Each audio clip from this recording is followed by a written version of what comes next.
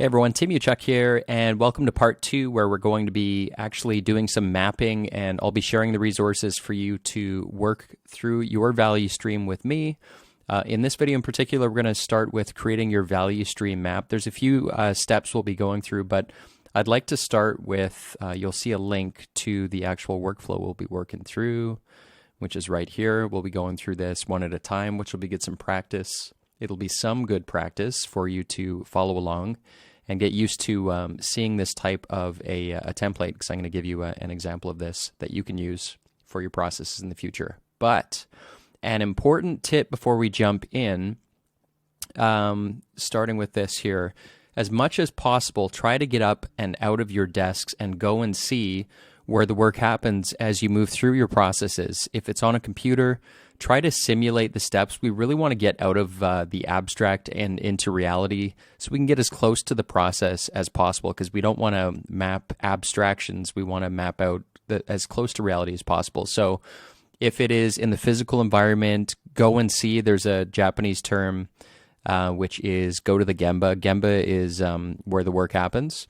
So that's number one. And I worked with a mentor from Toyota for some time. And one of the first things, I got the kick in the butt when we were talking about a process, and we'd be sitting in the boardroom. I'd get the kick in the butt, and we would have to get up out of the chairs and go to exactly where the process took place. And the other part to that is we would speak to the people closest to the process, the people who actually do it. So rather than, from the top down, some big executive team determining how we should do what we do, you show respect. Number one, you show respect by involving the stakeholders who are involved in the process. Number two, those are the people who know it best. They're closest to it.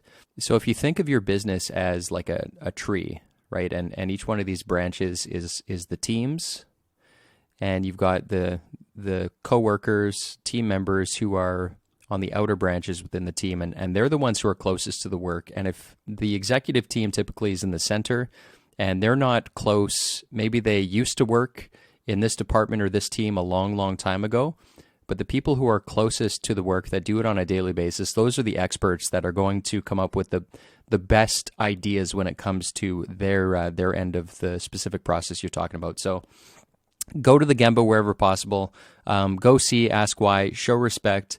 And in terms of getting quote-unquote buy-in, if you involve stakeholders, they become a part of the solution when you're building out your processes, and you're going to get buy-in because they're part of it, right? Rather than a top-down, here you go, here's your process, just follow it.